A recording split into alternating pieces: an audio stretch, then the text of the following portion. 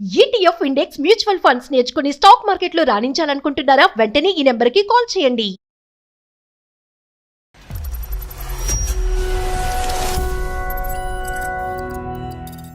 చిన్న అపార్థాల వల్ల గొడవల వల్ల దూరం పెరిగింది. యాక్చువల్ గా డివోర్స్ అడుగుతున్నారు. మాటల వల్ల విడిపోయారా, ఉద్యోగం వల్ల విడిపోయారా? ఒకవైపున ఆలోచిస్తే సంపాదన విషయంలో కూడా కొన్ని గొడవలు వచ్చాయి.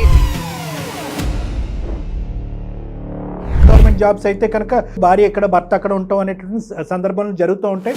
వాళ్ళందరూ ఇలాగ మీ భర్తలాగా వేరే ఒక అమ్మాయిని తీసుకొచ్చి ఆమెని ఇంట్లో పెట్టుకోవటం అన్నది జరగలేదు. మీ దానికంటే నేను ఎక్కువగా చూసుకుంటున్నాను కదా అని మీరు సూటుపోటు మాట్లాడి చెప్పి అతని మనసు గాయపరిచారేమో అని అనిపిస్తుంది నాకు. వాళ్ళిద్దరూ పెళ్లి చేసుకోవాలనుకుని మాకు మ్యూచువల్ గా డివోర్స్ ఇవ్వడానికి కూడా ఆయన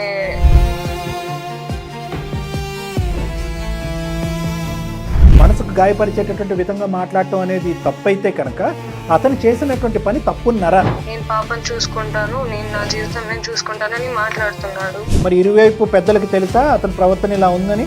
వాళ్ళ కొడుకు సంతోషం కంటే ఎక్కువ ఇది లేదు. ఆ అమ్మాయి ఎవరు, ఆ లింక్ ఏంటి, ఆ అమ్మాయి వెనక్కి తగ్గుతుందా లేదా, ఇతను వెనక్కి తగ్గుతాడా, తగ్గిన తర్వాత ఇద్దరు బ్రతకగలరా? అంటే ఇది ఒక చిన్న పర్సనల్ విషయమేనండి. మీ వైఫ్ మనీషా మమ్మల్ని అప్రోచ్ అయ్యారు, మాకు ఒక మెయిల్ చేశారు. తనతో మాట్లాడాల్సిన అవసరం నాకు లేదు. నువ్వెంత నీ బతికెంత, తను మాట్లాడే పద్ధతి చాలా వరస్ట్ సార్. అయితే అసలు నాకు అవసరం లేదు సార్. ఇప్పుడు వేరే స్త్రీని మీ జీవితంలోకి రప్పించుకోవటం అనేది ఎంతవరకు సమర్థించేటటువంటి అంశం, మరి దాని సంగతి చెప్పండి. ఇప్పుడు ఈమె నాకు వద్దని సార్. గవర్నమెంట్ జాబ్ వచ్చిందని పొగరు చాలా చూపిస్తుంది మేడం. మీరు ఇంకొక అమ్మాయితో రిలేషన్ పెట్టుకోవటం లేదా ఈవిడికి డివోర్స్ ఇవ్వటం, మరి మధ్యలో ఉన్న పాప సంగతి ఏంటండి? సార్ పాపని నేను చూసుకుంటాను సార్, దానికి ప్రాబ్లం లేదు. పాప పాప పాప పాప ప్రాణం ఉన్న పాప ఏం బొమ్మేం కాదు, బ్యాటరీలు పెట్టి ఒక చాటు నుంచి ఇంకో చాటు పట్టుకెళ్ళిపోవటానికి. పాప తరపున కూడా డెసిషన్ తీసేసుకుని ఈవిడ అమ్మ కాదు ఆవిడే అమ్మ అని చెప్పి ఇంట్రడ్యూస్ చేస్తారా మీరు?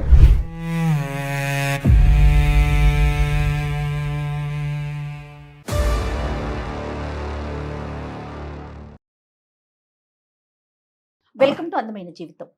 నమస్తే కళ్యాణ్ నమస్తే గారు. జయ గారు. కళ్యాణ్ గారు, మనకి మనీషా అనే ఒక ఆవిడ మెయిల్ చేశారండి. మనీషా వైఫ్ అండ్ హస్బెండ్ ఇష్యూనేనండి యాజ్ యూజువల్. కానీ అది ఎలా అంటే, ఇది నిజంగా నేను ఎప్పుడు చెప్తూ ఉంటాను, నాకు అట్లా అనిపిస్తుందేమో, మీ దాకా తీసుకొస్తే మీకు కూడా అట్లా అనిపిస్తుందేమో.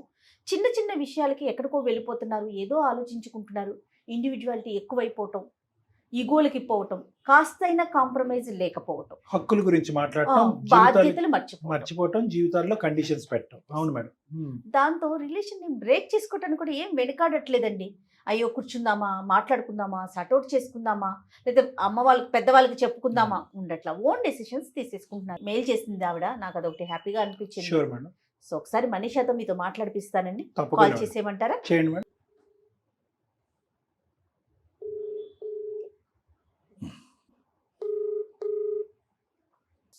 హలో.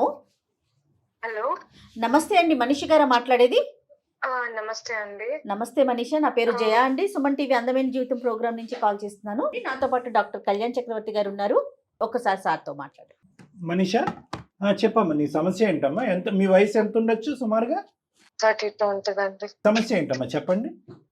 మాది అరేంజ్ మ్యారేజ్ 2016 లో అయింది. ఈ కొన్ని ఇయర్స్ బాగానే గడిచిందండి. నేను గవర్నమెంట్ జాబ్ చేస్తాను. సో మా ఆయన ప్రైవేట్ జాబ్ చేస్తారు బ్యాంక్ లో. సో కొన్ని ఇయర్స్ వరకు బాగానే నచ్చింది. కాకపోతే ఇంట్లో మ్యాటర్స్ వల్ల, చిన్న అపార్థాల వల్ల, గొడవల వల్ల దూరం పెరిగింది. ఇప్పుడు ఆయన వేరే అమ్మాయిని పెళ్లి చేసుకుందామని అనుకుంటున్నారు. మ్యూచువల్ గా డివోర్స్ అడుగుతున్నారు. నాకైతే అది ఇవ్వాలని లేదు. అంటే కనుక ఆల్మోస్ట్ 8 years 9 years అయింది. మరి అవునండి. పిల్లలమ్మా? ఒక పాప అండి, 4 years ఉంటది పాపకి. అమ్మ వాళ్ళతోనే ఉంటది పాప. తన బ్యాంక్ ఎక్కడ? ఆయన ఉప్పల్లో చేస్తారండి. ఉప్పల్లో. ఓ, మరి ఎలాగమ్మా, ఎక్కడ ఉంటున్నారు మరి? మీరిద్దరు కలిసి ఉంటారా? లేదండి, ఆయన వర్క్ అక్కడే కాబట్టి ఆయన అక్కడే ఉంటారు ఉప్పల్లో. కాకపోతే నాకు రావడం పోవడం ఇబ్బంది అని చెప్పేసి నేను ఇక్కడ చేస్తున్నాను. పాప మా అమ్మ వాళ్ళతో ఉంటది. సో ముగ్గురు 3 చోట్ల ఉన్నారు. అవునండి. సరే, కాదండి, వీకెండ్స్ కలవటం కానీ అట్లీస్ట్ ఇప్పుడు, ఎందుకంటే సిటీనే కదా, అవును మేడం. అట్లా ఏమైనా ప్లాన్ చేసుకున్నారా మరి ఇప్పటి వరకు ఎప్పుడైనా? లేదండి. ఒకప్పుడు బానే ఉండేది. కాకపోతే కొంచెం వర్క్ వల్ల లైక్ టైం కుదిరి రాలేదు మాకు. సో, ఇప్పుడైతే చాలా తక్కువ అండి మాట్లాడుకోవడమైనా, ఒకప్పుడు అంటే ఎన్ని కలవడమైనా. సంవత్సరాల క్రితం అండి? మీకు సమస్యలు ఎప్పటి నుంచి మొదలైనాయి? పాప పుట్టిన తర్వాత అంతవరకు కూడా బానే ఉండే. కాకపోతే నేను టైం ఇవ్వకపోవడం వల్ల ఒక ఒక ఓహ్! ఒక వైపున ఆలోచిస్తే నాది కూడా తక్కువ అనే చెప్పాలి. ఎందుకంటే నేను టైం ఇవ్వలేకపోవడం వల్ల, వర్క్ స్ట్రెస్ వల్ల అండ్ కొంచెం ఆయన ప్రైవేట్ జాబ్, నాది గవర్నమెంట్ జాబ్. ఈ జాబ్ అనేది మీకు పెళ్లి తర్వాత వచ్చిందమ్మా, పెళ్లికి ముందే వచ్చిందా? మ్యారేజ్ కి ముందు నుంచే నేను కాంపిటేటివ్ ఎగ్జామ్స్ కి ప్రిపేర్ అవుతుంది. సో ఈయన మ్యారేజ్ అయిన తర్వాత ఈయన హెల్ప్ తోని నేను ఇంకా ఎగ్జామ్స్ కి ప్రొసీడ్ అవ్వడం కూడా, ఓహ్! చదువుకోవడం ఫర్దర్ గా అండ్ జాబ్ రావడం కూడా జరిగింది. అంటే అతను సో అంటే ఎంకరేజ్మెంట్ అంటే అతని ప్రోత్సాహం అమ్మా? అంటే అవునండి. ఫైనాన్షియల్ ప్రోత్సాహం లేదంటే పాప పుట్టిన తర్వాత కూడా పాపను చూసుకోవటం, ఎత్తుకోవటం, తినిపించడం ఇవన్నీ జరిగినాయా ఆ విధంగా కూడా? లేదు అండి. యాక్చువల్ గా అయితే మ్యారేజ్ అయిన తర్వాత చాలా బాగానే చూసుకున్నారు. ఆయన సంపాదన మీదే అంతా నడిచేది. నాకు జాబ్ వచ్చేంత వరకు కూడా ఇంట్లో అన్నిటికీ ఆయనే చూసుకున్నారు. అంతా బాగానే నడిచింది. నాకు జాబ్ వచ్చిన తర్వాతే కొంచెం టైం తర్వాతే ఈ గొడవలన్నీ కూడా మొదలయ్యాయి. అదే జాబ్ వచ్చాకే గొడవలు మొదలైనమ్మా, కానీ అవునండి. గొడవలకు కారణం ఏంటమ్మా? ఒకప్పుడు ఏమంటారు టైం ఇవ్వగలిగేదాన్ని, మాట్లాడగలిగేదాన్ని అండ్ జాబ్ రావడం వల్ల ఫ్యామిలీ ప్రెషర్ అండ్ చుట్టాలలో కూడా కొంచెం తక్కువ చేసి మాట్లాడడం వల్ల నేను కొన్ని మాటలు అనడం జరిగింది. దానివల్ల అన్నీ చెప్తున్నారు. ఉమ్. టైం ఇవ్వకపోవడము, మాటలు తక్కువైపోవడము, పైగాను ఈ సంపాదన విషయంలో కూడా కొన్ని గొడవలు వచ్చాయి. ఎందుకంటే నాది కంపేర్ టు ఆయన దానికి కొంచెం ఎక్కువ. సో మా ఇంట్లో వాళ్ళ మాటలు విని, చుట్టాల వాళ్ళ మాటలు వినడం వల్ల నేను కొన్ని మాటలు నోట్ చేయడం వల్ల ఇక్కడ వరకు వచ్చింది. ఒక కారణం మా అమ్మ వాళ్ళ దగ్గర ఉంచడం కారణం కూడా ఉంది. ఎందుకు అంటే వాళ్ళ అమ్మ వాళ్ళు అంతగా చూసుకోలేరు అండ్ పాప ఒక్కటి అక్కడ ఎలా ఉంటుందో అని చెప్పేసి నేను మా అమ్మ వాళ్ళ దగ్గర ఉంచాను. ఎందుకంటే ఆయన కూడా ఇంట్లో ఉండరు, వర్క్ వెళ్ళిపోతారు. నేను ఇక్కడ దూరం వచ్చి ఉంటున్నాను కదా, వాళ్ళు ప్రాక్టికల్ చూసుకోలేరు అని పాసిబుల్ చెప్పి. కానీ ఒకటమ్మా, నేను అనేది ఏంటంటే ఒకప్పుడు మీరు వికారాబాద్లో ఉంటూ మీరు వీకెండ్స్లో కానీ ఇంకో టైంలో కానీ అవకాశం ఉన్నప్పుడల్లా వస్తూ మీరు ఈ మాటలు ఏవైతే కనుక ఆ నలుగురు ఎదుర్కొంటా అన్నటువంటి మాటలు అనకుండా ఉండుంటే కనుక ఈరోజు మీ పరిస్థితి ఇలా ఉండేది కాదా అని నేను అనేది ఏంటంటే, మాటల వల్ల విడిపోయారా, ఉద్యోగం వల్ల విడిపోయారా? ఉద్యోగం వచ్చిన తర్వాత ఈ మాటలు అనేవి అయితే వచ్చాయి కదా, దాని వల్లే ఇంత దూరం వరకు వచ్చిందని నేను చెప్తున్నాను. ఎందుకంటే ఆ సమయంలో ఉన్న సిచ్యువేషన్ లో నేను నా నలుగురి మాటలు పట్టించుకోకుండా ఉండి ఆయనని అలా అనుకుపోయి ఉంటే ఇంతవరకు వచ్చేది అంటే ఒక కాదేమో. నిమిషం మనీషా, నేను ఈ ఒక్క పాయింట్ ఎందుకు అన్నానంటే కనుక ఈరోజు మీరు మాట్లాడేటటువంటి ఈ సందర్భం సిచ్యువేషన్ సహజ సిద్ధంగా చాలా మంది ఉన్నారు. గవర్నమెంట్ ఉద్యోగం ఒక చోట అయితే కనుక private with in the state, కొంతమంది అయితే సెంట్రల్ గవర్నమెంట్ జాబ్స్ అయితే కనుక వాళ్ళు వేరే స్టేట్లో ఉంటాము, భార్య ఎక్కడ భర్త అక్కడ ఉంటాం అనేటువంటి సందర్భాలు జరుగుతూ ఉంటాయి. వాళ్ళందరూ ఇలాగ మీ భర్తలాగా వేరే ఒక అమ్మాయిని తీసుకొచ్చి ఆమెని ఇంట్లో పెట్టుకోవటం అన్నది జరగలేదు. ఇక్కడ ఏంటంటే బహుశా అతనికి కలిగినటువంటి మెయిన్ బాధ ఏంటంటే, నేను ఇంత కష్టపడి నిన్ను ఈ స్థాయి వరకు తీసుకొచ్చి నీ ఉద్యోగం వచ్చేంత వరకు నిన్ను ప్రోత్సహించి పెళ్లి కాకముందు రానటువంటి ఒక అవకాశాన్ని నేను విన్నట్టు ఉంటూ నీకు వచ్చేటటువంటి విధంగా తోడ్పడితే కనుక వచ్చిన తర్వాత మీరు అనుకున్నటువంటి మాటలు అన్నారనేదే ప్రధానమైన అంశంగా నేను అనుకుంటున్నాను. మీరేమంటారు? మీరు సూటుపోటు మాటలని చెప్పి అతను మనసు గాయపరిచారేమో అని అనిపిస్తుంది నాకు. చాలా సార్లు అడిగాను, వదిలేసి ఇక్కడ వచ్చి ఉండండి, నేను సంపాదిస్తున్నాను కదా, కంపేర్ టు మీ దానికంటే నేను ఎక్కువగా చూసుకుంటున్నాను కదా అని చెప్పేసి కొన్ని మాటలు అన్నాను. అనకుండా ఉండాల్సిందేమో, కానీ ఇప్పుడు అదే విషయం ఇంత దాకా వస్తుందని నేను అనుకోలేదండి. మరి మీరు రియలైజ్ అవుతున్నారు ఇప్పుడు, నేను అన్నాను అనకుండా ఉండుంటే బాగుండేదని. ఇదే మాట ఆయనకి చెప్పారు ఎప్పుడైనా? ఇప్పటికే చాలా లేట్ అయిపోయింది. ఆయన వేరే అమ్మాయిని ఇష్టపడ్డము, అదే వాళ్ళిద్దరూ క్షమాపణ పెళ్లి చెప్పుకొచ్చింది. చేసుకోవాలనుకుని మాకు మ్యూచువల్ గా డివోర్స్ ఇవ్వడానికి కూడా ఆయన అక్కడ వరకు అనుకుంటున్నారు. వచ్చేస్తుందమ్మా. ఓకే. సో కానీ నాకేంటంటే నేను రియలైజ్ అయ్యాను ఆ టైంలో అలా మాట్లాడున్నాను, కానీ ఆ ఒక్క విషయము ఆయన్ని దూరం చేసుకునేదాకా వస్తది అంటే నేను తీసుకోలేనండి. అమ్మ ఒకటి ఇక్కడ మీరు మాట్లాడటం అంటే మనసుకు గాయపరిచేటటువంటి విధంగా మాట్లాడటం అనేది తప్పైతే కనుక అతను చేసినటువంటి పని తప్పున్నరా? ఒక భార్య కొన్ని మాట్లాంటది, ఒక భర్త కొన్ని మాట్లాంటాడు. అంత అన్నంత మాత్రాన ఒక పెళ్లికి భార్యాభర్తలుగా దూరం అయిపోయి ఎవరి దారి వాళ్ళు మీ చూసుకోకూడదు స్థానంలో కదా. వేరే వాళ్ళని కూర్చోబెడతాను ఆవిడ భార్య అంటే కనుక అది తప్పు. అందుగురించి నేను ఏమన్నాను, మీ తప్పు అయితే కనుక అతను చేసింది తప్పున్నారు. మీది రివర్సిబుల్. ఒక క్షమాపణ చెప్పి వెనక్కి తగ్గచ్చు. అతనిది ఆ అమ్మాయి ఎవరు, ఆ లింక్ ఏంటి, ఆ అమ్మాయి వెనక్కి తగ్గుతుందా లేదా, ఇతను వెనక్కి తగ్గుతాడా, తగ్గిన తర్వాత ఇద్దరు బ్రతకగలరా, మీ ఇద్దరి యొక్క జీవితం అనేటటువంటిది ఒక నమ్మకమైనటువంటి ప్రయాణంగా ముందు కొనసాగగలదా? ఇన్ని సమస్యలు ఉన్నాయి. మరి పాప సంగతి ఏంటి? పాప గురించి అతనేమంటాడు? ఒకటే మాట అంటున్నాడు, పాపని నేను చూసుకుంటాను, ఓహో. నువ్వు నీకు దగ్గర అబ్బాయిని చూసుకొని వెళ్ళి పెళ్లి చేసుకో, నేను పాపని చూసుకుంటాను, నేను నా జీవితం నేను చూసుకుంటానని మాట్లాడుతున్నాడు. సో నేను పాపను అతను కోపంలో అన్న చూసుకుంటాడు, మాటలు వేరే అమ్మాయితో ఉంటాడు.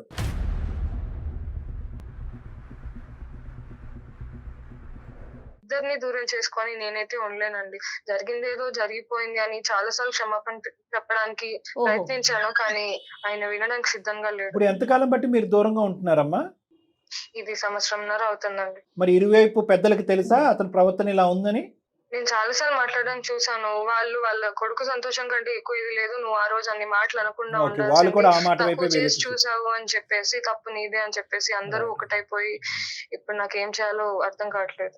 కాదమ్మా, ఇప్పుడు అతనైతే డివోర్స్ అంటున్నావు, డివోర్స్ అప్లికేషన్ పంపించాడా లేదంటే ఆ పదం వాడుతున్నాడా? ఉంటే చేసుకుందాం అన్నట్టు ఆయన జస్ట్ ప్రస్తావన తీసుకొచ్చాడు. ఇంకా అప్లికేషన్ నోట్ అవన్నీ ఇంకా ఏం రాలేదు. కాకపోతే అంత దూరం దాకా వెళ్ళకూడదు అని చెప్పేసి అంతకు ముందే నేను మీకు మెయిల్ చేయడం అనేది జరిగింది. ఓకేనమ్మా, మెయిల్ పంపించావు. ఎవరమ్మా ఈ అమ్మాయి? అతను ప్రేమించి ఏదో వాళ్ళ రిలేషన్షిప్ లో ఉన్న అమ్మాయి ఎవరు ఆవిడ? అతనితో పాటు వర్క్ చేసే అమ్మాయిని Colleague. విన్నాను, కానీ పూర్తిగా నాకు ఏవి వివరాలు లేదా తెలియదు. అమ్మాయికి పెళ్లి అయిందా లేదా అనేది కూడా తెలీదా మీకు?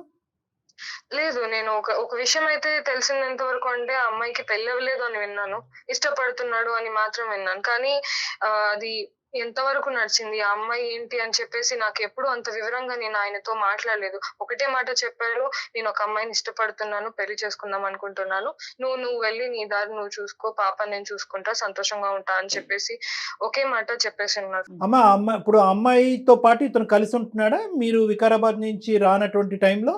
లేదండి, అవి ఏవి నాకు వివరాలు తెలీదు. అవి తెలుసుకొని ఆయనతో ఒకసారి లైక్ క్లియర్ గా మాట్లాడేసి ఏంటి ఆయన ఏమనుకుంటున్నారు నా వైపున నేను చెప్పి ఆయన అర్థం చేసుకొని మళ్ళీ తిరిగి వస్తే అంతే చాలండి. అమ్మ, అతను తిరిగి రావాలని మేము కోరుకుంటున్నాము. ఇలాంటి కారణాల వల్ల ఏ కుటుంబం కూడా, ఏ భార్య భర్తలు కూడా విడిపోవటానికి తావులేదు. ఎందుకంటే మీ ఇద్దరు మంచి మనుషులు, అంటే మీ ఇద్దరు రిలేషన్షిప్ అనేటటువంటిది ఈ విధంగా ఉండటానికి కొన్ని పరిస్థితులు, కొంతమంది అనవసరమైనటువంటి ఇన్వాల్వ్మెంట్, అసందర్భంగా వచ్చేటటువంటి కొన్ని మాటలు, దాంతోపాటు ఏంటంటే మీరిద్దరూ ఒక మంచి తల్లిదండ్రులు కూడా, అది కూడా మీరు గుర్తుపెట్టుకోవాలి. ఒక ఫాదర్ అండ్ మదర్గా మీ ఇద్దరికి ప్రత్యేకమైనటువంటి పాత్ర ఉంటుంది.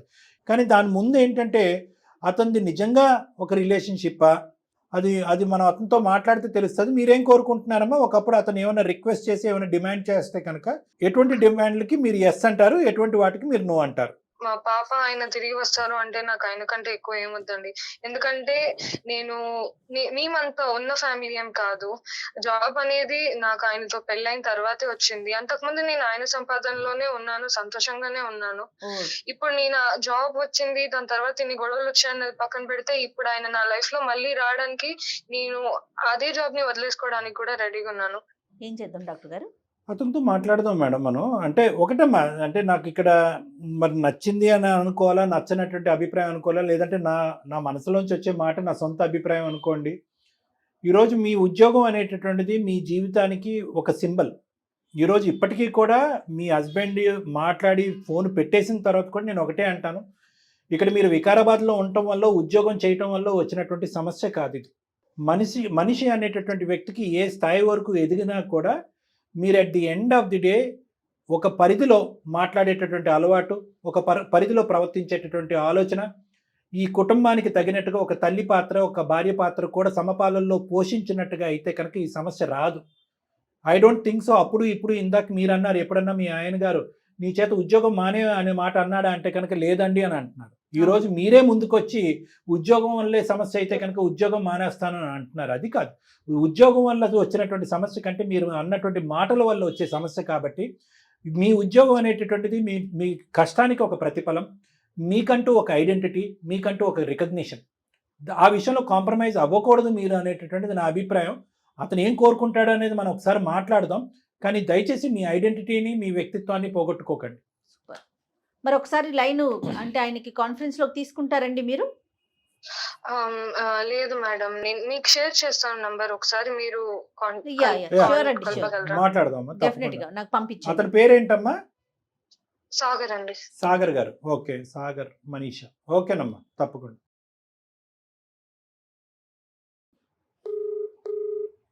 హలో, నమస్తే అండి సాగర్ గారు.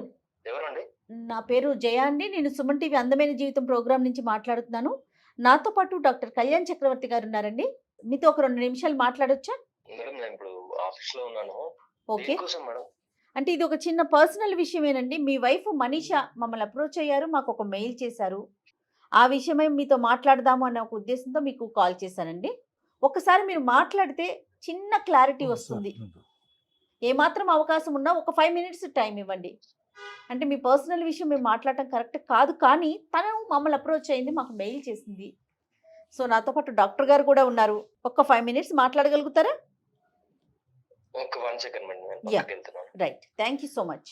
సాగర్ గారు బయటకు వచ్చారండి, పర్వాలేదు, ప్రైవసీగా ఉన్నారా? వచ్చాను మేడం, కాకపోతే ఇది ఛానల్లో ఎందుకు మేడం ఈ పర్సనల్స్ అన్ని?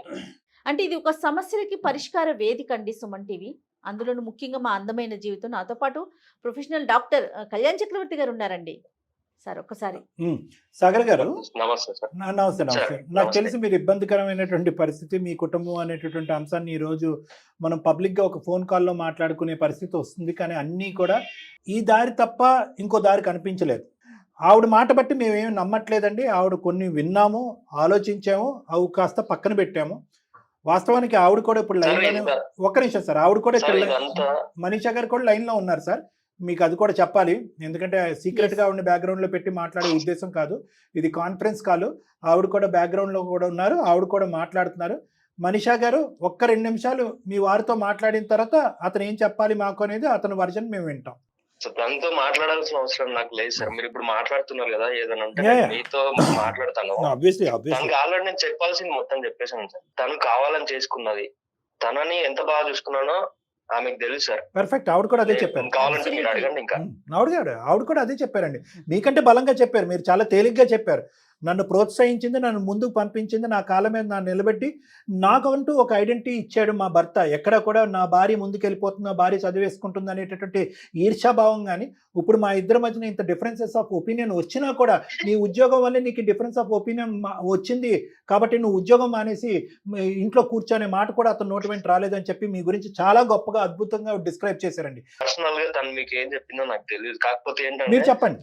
నేను తనని ఎంత బాగా చూసుకున్నా అంటే జస్ట్ మా మ్యారేజ్ వల్ల ఆమె ప్రిపరేషన్ అట్లా ఆగిపోయిందని అంటే సరే, మళ్ళీ తనకు ఒక గోల్ ఉంది, గవర్నమెంట్ జాబ్ అంటే ఇప్పుడున్న Nice, పరిస్థితుల్లో బతకడానికి ఎక్సలెంట్ అండి. ఒకరు Very చేస్తే nice. సరిపోవట్లేదు. సో సపోర్ట్ చేద్దామని చెప్పేసి నేను తనని ఇన్స్టిట్యూట్ లో జాయిన్ చేశాను, ఆర్టిస్ట్ క్లాసులలో. ఆ జాబ్ కి సంబంధించి మెటీరియల్ కానీ అంతా ఏదైనా కూడా ఇప్పుడు నాకు వచ్చే శాలరీలోనే తనను, ఆమెకు అవసరమైన ప్రిపరేషన్, ఫ్యామిలీ అంతా మెయింటైన్ చేసుకోవడానికి నేను చేసుకొని వండర్ఫుల్. తీరా తన జాబ్ వచ్చిన తర్వాత వాళ్ళ ఫ్రెండ్స్ ముందు, మా రిలేటివ్స్ ముందు చాలా చిన్న చూపు, నువ్వెంత, నీ బతికెంత అన్నట్టు అట్లా మాట్లాడేసరికి నాకు ఎంత ఇరిటేషన్ వస్తుంది సార్, ఎంత బాధ చాలా అనిపిస్తుంది అంటే. జాగ్రత్తగా ఉండాలి. చాలా. అంటే ఇప్పుడు అదొకటే కాదు సార్, ఇప్పుడు తను ఏంటంటే తను ఉన్న ప్లేస్ కి నేను వెళ్ళాలంట. ఇప్పుడు సరే అట్లా అని చెప్పి నేను కాంప్రమైజ్ అయినా కూడా పాప ఉంది, పాపను వాళ్ళ అమ్మ దగ్గర వదిలేయడము. తను సక్సెస్ఫుల్ అవ్వాలి అనే కోరికతోనే మీరు చేశారు. కానీ ఆ పోస్టింగ్ అనేటటువంటి మన చేతిలో ఉండదు కదా, అది ఎక్కడన్నా ఉండొచ్చు కదా. మీరు ఉండేటటువంటి ఉద్యోగం మారటం అనేది మీకు అవకాశం లేదు. ఆవిడ గవర్నమెంట్ ఉద్యోగం కాబట్టి పోస్టింగ్ ఎక్కడ పడితే అక్కడ ఉండటం తప్ప ఇంకో దారి లేదు. ఇది ముందస్తునే మీకు తెలుసు కదా.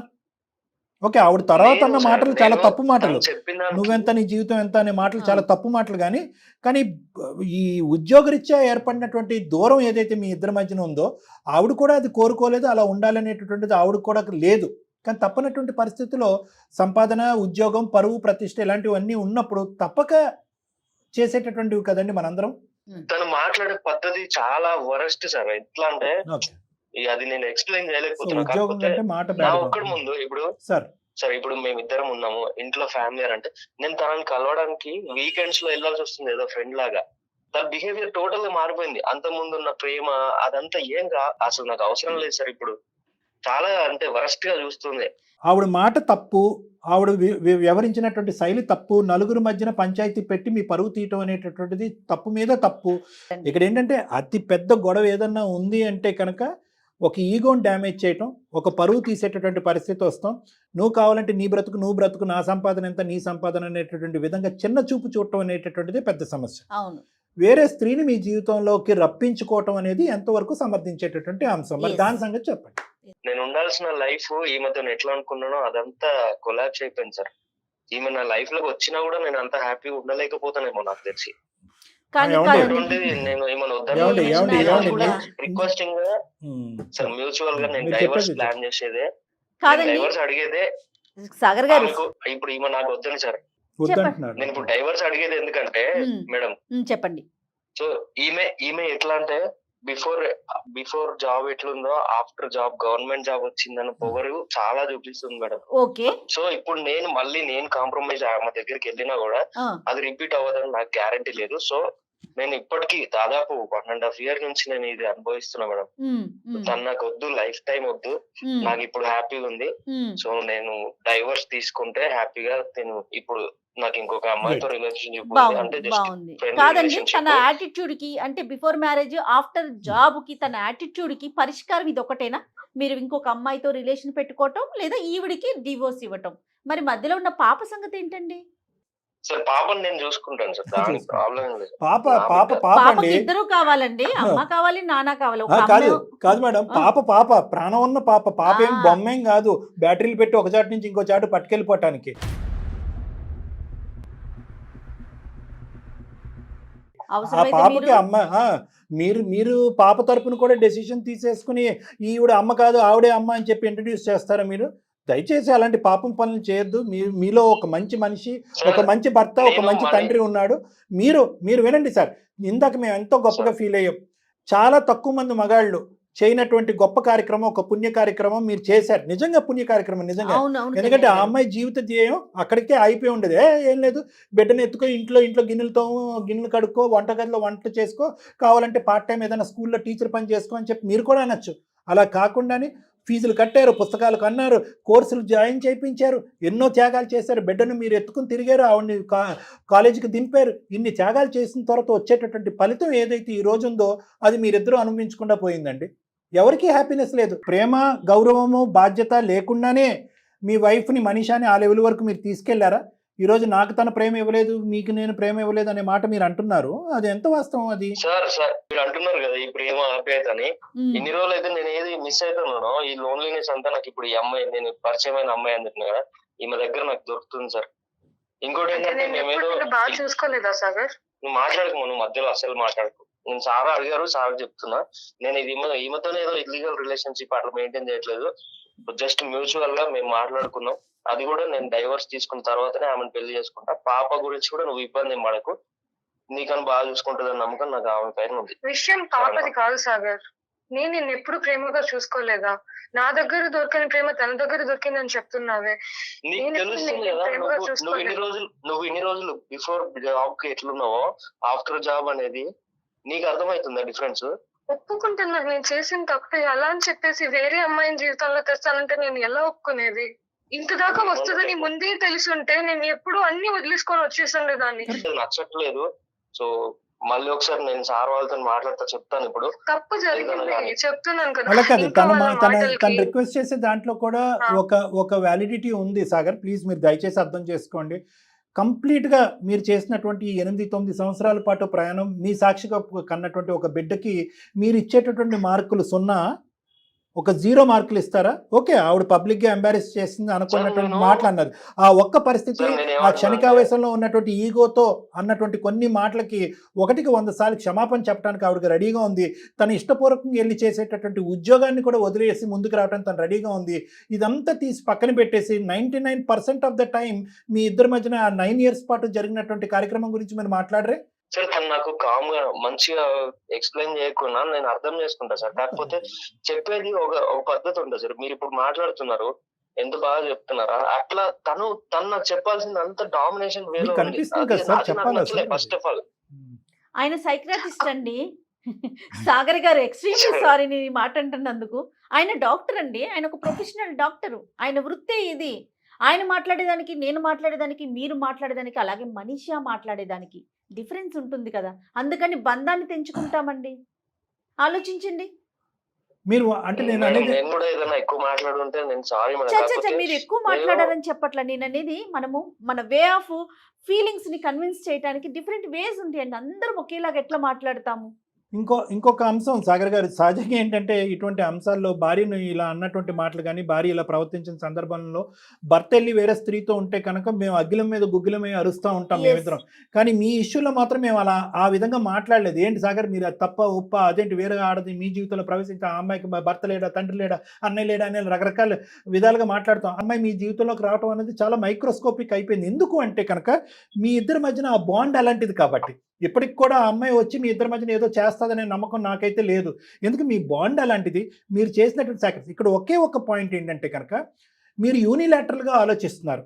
ఏంటి యూనిలాటరల్గా ఆలోచిస్తున్నానంటే మనిషికి నేను ఎక్స్ చేశాను, వై చేశాను, జెడ్ చేశాను అని అనుకుంటున్నారు. నెంబర్ 1. నెంబర్ 2, నేను 9 years మీకు మనిషి అంటే చాలా ఇష్టం. ఇంకొక మాట కూడా నేను చెప్తాను. ఆ ఇష్టం అనేటటువంటిది మీ ఇష్టం, తనకి తన ఇష్టం మీకు కనిపించాలంటే కనుక సింపుల్ లాజికల్ పాయింట్, ఈ 100%లో 1% or 2% ఆఫ్ ద టైం లేదండి. మనిషి పుట్టెరుగు పెళ్లి చేసుకున్న కాడి నుంచి ఇప్పటి వరకు ఉద్యోగం రాకముందు కానీ ఉద్యోగం వచ్చిన తర్వాత ఎప్పుడు కూడా ఒక అహంకార స్వభావంతోనే నాతో మాట్లాడింది, చీపురు పొల్లాగా తీసి నన్ను పక్కన పెట్టింది అనేటటువంటి సందర్భం నేను చెప్పట్లేదు. మీరు మహా అయితే గట్టిగా మాట్లాడేటటువంటి సందర్భాలు 1, 2. మొత్తం మీరు చేసినటువంటి ప్రయాణంలో అది 2% కూడా లేదు. మిగతా 98%లో ఆ అమ్మాయి కూడా ఈ కుటుంబానికి, మా జీవితానికి, ఆ బిడ్డకి కూడా ఒక త్యాగం చేసింది. ఆ అమ్మాయి కూడా ఈరోజు ఒక శోభను అనిపించింది, ఒక శిక్షణ అనిపించింది అనేటటువంటి పాత్రలో కూడా తను చూస్తే కనుక ఈ 2% మీ బ్రెయిన్లో ఉండేటటువంటి ఆ పొల్యూషన్ అనేది క్లియర్ అయిపోతుంది. మీరిద్దరు మళ్ళీ కలిసిపోతారు. ఒక్కసారి ఆ యాంగిల్లో కూడా ఆలోచించండి అనేది నా అభిప్రాయం. 100% అండి. తను ఒక బిడ్డకి తల్లి కూడానండి, మీ భార్యతో పాటు. దయచేసి అది ఆలోచించండి సాగర్ గారు. ఈ గొడవలన్నీ నాకు వద్దు. తప్పే, నేను చేసిన తప్పే, నేను ఒప్పుకుంటున్నాను. అలా అని చెప్పి నిన్ను పాపం దూరం చేసుకోవడం నాకు ఇష్టం లేదు. నువ్వు చెప్పు, ఉద్యోగం అంతా వదిలేసి నీ దగ్గరకు వచ్చేసి ముందు ఎలా ఉన్నామో అలానే ఉందామని చెప్పు. అన్ని వదిలేసుకొని వచ్చేస్తాను సాగర్. కాకపోతే ఇలా వేరే అమ్మాయి నా లైఫ్ లోకి తెచ్చి ఇలా చేయొద్దు సాగర్. నాకు నువ్వెంతో, పాప కూడా అంతే. ఇప్పటికే నేను పాపకు దూరంగా ఉంటూ, నీకు దూరంగా ఉంటూ, వర్క్ స్ట్రెస్ అని చెప్పేసి చేశాను. ఒకప్పుడు మాటలు అన్నాను. దాని తర్వాత రియలైజ్ అయ్యి చాలా గిల్ట్ తో ఉన్నాను నేను. ఇన్ని నెలలు నీతో దూరంగా, పాపకు దూరంగా, ఇవన్నీ తట్టుకొని చాలా చూసాను సాగర్. ఇప్పుడు నువ్వు మళ్ళీ ఇప్పుడు కొన్ని రోజులు మాట్లాడుకోలేదు అంటేనే నేను ఇంత నరకం చూస్తే, నువ్వు ఇంకా నా జీవితంలోనే ఉండవు అన్న విషయాన్ని నేను ఎప్పటికీ తీసుకోలేను. ఈ గొడవని ఇక్కడ నుంచే కంప్లీట్ చేసేసి కలిసి ఉండలేము. అంటే ఆవిడ చెప్పేది ఒక్క సింపుల్ నేను లాజిక్ చెప్తాను సాగర్, ఎక్కువ మాట్లాడు. ఒకే ఒక పాయింట్. 5-6 సంవత్సరాల పాటు, ఒక 8 అటెంప్ట్ల పాటు కష్టపడి వచ్చినటువంటి ప్రియతమైనటువంటి ఒక ఉద్యోగాన్ని ఈరోజు వదిలేసి కుటుంబం, కాపురం గురించి నేను ముందుకు వస్తాను, నాకు నీ ప్రేమ కావాలి, బిడ్డ కావాలి అనేటటువంటి ఆవేదన ఆవిడ చెప్పుకుంటుంది. మీరు రెడీ అంటే కనుక ఆ అమ్మాయి దానికి కూడా రెడీయే. మీరు రెడీయా? అదే కదా ఇప్పుడు అన్ని ప్రాబ్లమ్స్ ఆ వికారాబాద్ లో ఉన్న ఉద్యోగం చేయడం వల్లే. జాబ్ మానేసి రమ్మని నేను ఏం చెప్పాను సార్. ఎందుకంటే నేను ఎంత ఇప్పుడు మీరు చూస్తున్నారు సార్, ఏంటంటే తను ఎంత కష్టపడి చదివించామనేది నేను చెప్పట్లేదు, గొప్పలు చెప్పుకోవట్లేదు. తనకు కూడా ఉంది, ఇంట్రెస్ట్ ఉంది, ఆ గోల్ ఉంది కాబట్టి తను జాబ్ కొట్టుకుంది. అటువంటిది అది వదిలేసి మొత్తం నాతోనే ఉండాలి, అది వదిలేసి వస్తా అట్లా అని చెప్పారు. అట్లా అని చెప్పి నేను కూడా ఈగోయిస్టిక్ గేమ్ లేను సార్, తెలుసుకోవాలి అది ఇది అని. మరి మధ్యలో ఆ అమ్మాయి సంగతి ఏంటి సాగర్? సార్ చెప్పాను కదా సార్, మేమేమి ఇల్లీగల్ రిలేషన్షిప్ లో లేము, జస్ట్ ఫ్రెండ్లీగా అండ్ అనుకున్నాం సార్ మేము. నాకేంటంటే తిను నేను మ్యారేజ్ చేసుకుందాం అనుకున్నా, అది కూడా డైవర్స్ నాకు వచ్చిన తర్వాత ముచ్చటే కదా. అదేలేండి, ఏదేమైనా నిర్ణయం అయితే తీసుకున్నారు కదా. ఒకటి చెప్తాను సాగర్, మాకు కాలు కలపకపోయినా కూడా మీరైతే డైవర్స్ తీసుకునే బ్యాచ్ కాదు, అదైతే నాకు తెలుసు. ఎందుకంటే కనుక మీ ఇద్దరి మధ్యన బాండ్ చాలా డీప్ రూటెడ్, పాతాళలోకం అంత ఉంది. ఓకే, లవ్ కానీ ఏదో తాత్కాలికంగా ఫోన్ బ్లాక్ చేసుకోవటం, దూరం చేసుకోవటం, ఆ అమ్మాయిలో మార్పు రావటానికి నువ్వు ఒక ప్రయత్నం చేస్తున్నావు, రియలైజ్ అవడానికి ఒక ప్రయత్నం చేస్తున్నావు. ప్లస్ ఇంకో అమ్మాయి ఎవరైతే వచ్చిందో ఆ అమ్మాయి తూతూ మంత్రం, తుమ్మితే ఊడినటువంటి ముక్కు లాంటిది. అక్కడేమి అక్రమ సంబంధం విక్రమ సంబంధం ఏమీ లేదు. కాబట్టి ఇక్కడ ఒక్కటైతే గుర్తుపెట్టుకో, మీకు ఆ అమ్మాయి కావాలి అని అనుకుంటుంది, ఆఖరికి ఉద్యోగం కూడా వదిలేసి ముందుకు రావాలి అని అనుకుంటుంది. మీకు అది ఇష్టం లేదు, మరి ఏం కావాలి మీకు? సార్ నేను చాలా కన్ఫ్యూజన్ లో ఉన్నాను సార్, అంతా నాకు ఏం అర్థం అవ్వట్లేదు. ఒక ట్రాక్ లో వెళ్ళారు కాబట్టి ఈ అమ్మాయి చేసినటువంటి పని మీకు నచ్చట్లేదు కాబట్టి వేరే అమ్మాయి చూపెట్టేటువంటి ప్రేమ ఆప్యాయత మీకు ఆటోమేటిక్గా నచ్చటం అనేది సహజమే. కానీ మీరు చెప్పినటువంటి మాకు శుభవార్త ఏదన్నా ఉంది అంటే కనుక మా ఇద్దరి మధ్యన ఏది ఆ అమ్మాయి వేరే అమ్మాయి మీకు మధ్యన ఎటువంటి బాండు బంధం కానీ ఏమీ లేదు. ఈరోజు గుడ్ బై చెప్తే గుడ్ బై అనేది. సో మనకి చాలా వరకు 70-75% ఆఫ్ ద లైన్ క్లియర్. లేదండి ఆ అమ్మాయికి నేను ప్రామిస్ చేశాను, ఆ అమ్మాయికి నా గురించి వెయిట్ చేస్తూ ఉంటుంది, ఆ అమ్మాయి కూడా విడాకులు ఇవ్వడానికి రెడీ, ఈ స్టోరీ చెప్పారంటే కనుక మా తల్లు ఎక్కడ పెట్టుకోవాలో మాకే తెలియదు. సో అట్లీస్ట్ అది క్లియర్. ఇక్కడ ఓన్లీ ఒక్కటే మీరు గుర్తుపెట్టుకోవాల్సింది, ఎంత కాదనుకున్నా కూడా ఆ అమ్మాయిది ఒక హోదాతో కూడినటువంటి ఒక ఉద్యోగం, ఒక గవర్నమెంట్ ఉద్యోగం. సో ఆ అమ్మాయి ఆఫీసులోంచి వెళ్ళటం దగ్గర నుంచి బయటకు వచ్చేంత వరకు నలుగురు నమస్కారం మేడం, గుడ్ మార్నింగ్ మేడం, ఇలా రకరకాలు ఉంటాయి, ఒక గౌరవం ఉంటుంది. సో ఈ డిఫరెన్స్ అనేటటువంటిది ఆ అమ్మాయి ఉద్యోగం చేస్తున్నంత కాలం మీకు కనిపిస్తూ ఉంటుంది. కొన్ని సందర్భాల్లో మీరు ఏదైనా పెళ్ళికి కానీ ఏదైనా ఫంక్షన్కి వెళ్తే కనుక ఆవిడతో కొంతమంది మాట్లాడటానికి ఇంట్రెస్ట్ చూపెడతారు, మీతో మాట్లాడటానికి ఇంట్రెస్ట్ చూపెట్టరు. సో ఇటువంటి difference of opinion and variation అనేటటువంటిది చాలా సందర్భాల్లో చాలా చోట్ల కనిపిస్తుంది. ఎందుకంటే ఆ అమ్మాయి సెలెక్ట్ చేసుకున్నటువంటి ఉద్యోగం అది. ఇక్కడ ఏదన్నా మారాలి అంటే కనుక పరిస్థితులు మారవు, ఉద్యోగం మారదు, ఇచ్చేటటువంటి మర్యాదలు మారవు, అవన్నీ అలాగే ఉంటాయి, ఇంకా పెరుగుతాయి. ఇక్కడ మారవలసింది ఏంటంటే యాక్సెప్టెన్స్. నా భార్యకు ఆ గౌరవం వస్తుంది అంటే ఆ గౌరవం నాకు వస్తున్నట్టే. నా భార్య ఈరోజు అంత కష్టపడుతుందంటే నా కుటుంబం గురించి కష్టపడుతున్నట్టే. నా భార్య ₹1 సంపాదిస్తుందంటే కనుక నా కుటుంబం గురించి సంపాదిస్తున్నట్టే. నా భార్య నా బిడ్డను వదిలేసి వాళ్ళ అమ్మ ఇంట్లో పెట్టి అక్కడికి వెళ్ళి చేస్తుందంటే నేను చేసినటువంటి త్యాగం కంటే నా భార్య చేసేటటువంటి త్యాగం గొప్పది అని చెప్పి మీ యొక్క భార్య యొక్క షూస్లోకి వెళ్ళి మీరు కాసేపు ఆలోచించగలిగితే కనుక ఈ బంధం ఎప్పటికీ విడిపోదండి. ఇందాక నేను చెప్పాను కదా, మీరు మా దగ్గర రాకపోయినా కూడా మీరు డైవర్స్ ఇచ్చేటటువంటి కపుల్ అయితే కాదు. మీ ఇద్దరి మధ్యన ఉండేటటువంటిది నా మాటల కంటే మించినటువంటి మంత్రం ఏదన్నా ఉందంటే మీ బాండ్, అది చాలా విలువైనటువంటి బాండ్, దాన్ని నిలబెట్టుకోండి. దీంట్లో ఎటువంటి కన్ఫ్యూజన్ లేదు. ఈ ప్రౌడ్నెస్ అది ఇప్పుడు ఈమెకి వచ్చేది ఏదైతే అది ఇమ్మెచ్యూరిటీ వల్ల తెలియక మాట్లాడినట్టు నోట్ నుంచి నేను వినలేకపోతున్నా సార్, అది ప్రాబ్లం. ఏమండి ఆవిడ చెప్పింది ఇందాక, అది 2% ఆఫ్ ద ప్రాబ్లమే. అమాయకత్వంతో, తెలివి తక్కువతనంతో, లేదంటే అనాలోచితంతో, లేదంటే కోపంతో, క్షణికావేశంలో అన్నటువంటి 4 మాటలు అవి. ఎల్లకాలం మాట్లాడే మాటలు కాదు. ఆవిడకి చాలా బుద్ధి వచ్చింది, ఆలోచన చాలా మెచ్యూరిటీ లెవెల్స్ వచ్చింది. ఆ మాటలు తీసి కాస్త పక్కన పెట్టి భవిష్యత్తు గురించి ఇద్దరు ఆలోచించండి. ఏమంటారు మనీషా?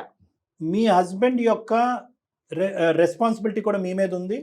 ఏదైతే కనుక మీరు బయట వచ్చేటటువంటి ఒక ఎలివేషన్ అవనియండి, ఒక గౌరవం అవనియండి, ఒక రెస్పెక్ట్ అవనియండి, అది ఇంటి గడప దగ్గర వదిలేసి మీరు ఇంటి లోపలికి ఎంటర్ అవ్వాలి. ఎందుకంటే ఇంట్లో మీరు at the end of the ఇంట్లో మీరు ఒక శ్రీమతి, ఒక భార్య, ఒక తల్లి. ఈ పాత్ర కంప్లీట్లీ డిఫరెంట్. నెంబర్ 1. నెంబర్ 2 ఏంటంటే కనుక అది వదిలేయాలమ్మా. అది వదలకపోతే కనుక ఇంటికి వచ్చిన తర్వాత మీకు ఎలా అనిపిస్తుంది అంటే కనుక అక్కడ XYZ అనేటటువంటి వాళ్ళు ఈ స్థాయి రెస్పెక్ట్ వస్తే కనుక ఇక్కడ ఇంటికి వచ్చిన తర్వాత వంట వండాలి, గిన్నెలు కడగాలని మా హస్బెండ్ మాట్లాడటం ఏంటి, ఈ విధమైనటువంటి ఈగో కాన్ఫ్లిక్ట్స్ రావడానికి చాలా అవకాశం ఉంటుంది. కాబట్టి ఆ కోట్ ఏదైతే మీరు వేసుకున్నటువంటి ఆ కోట్ ఏదైతే ఉందో, ఆ రెస్పాన్సిబిలిటీ కోట్ అనేటటువంటిది ఇంటి గడప దగ్గర వదిలేసిన తర్వాత ఇంట్లోకి ఎంటర్ అవ్వాలి. నెంబర్ 1. నెంబర్ 2 ఏంటంటే అవకాశం ఉన్నప్పుడల్లా పని అనేది చాలా ఇంపార్టెంట్ అమ్మ. రెస్పాన్సిబిలిటీ అనేది గవర్నమెంట్ జాబ్ చేసే కొద్ది పని ఉంటూనే ఉంటుంది. మీరు చేస్తూ ఉంటే కనుక నలుగురు చేయించుకుని ఉంటే ఉంటారా, ఆ పనిని విస్మరించమని నేను అనట్లేదు. అవకాశం ఉంటే కనుక ఎన్ని సందర్భాల్లో మీరు ఇక్కడికి రాగలిగితే అన్ని సందర్భాల్లో రావటం ఇంపార్టెంట్. ఒకటే చెప్దాం అనుకుంటున్నాను, జరిగినవన్నీ కూడా ఒక పాయింట్ ఆఫ్ టైమ్ లో అందరు నలుగురు మాటలు విని నేను మాటలు అన్నాను. అదంతా కూడా నేను ఇప్పుడు ఆయన అవన్నీ కూడా మనసులో పెట్టుకోకూడదని అనుకుంటున్నాను. క్షమాపణ అడుగుతున్నాను హార్ట్ఫుల్ గా. ఆయన లేనిది నాకు ఈ జాబ్ లేదు, ఫ్యామిలీ లేదు, ఏది లేదు.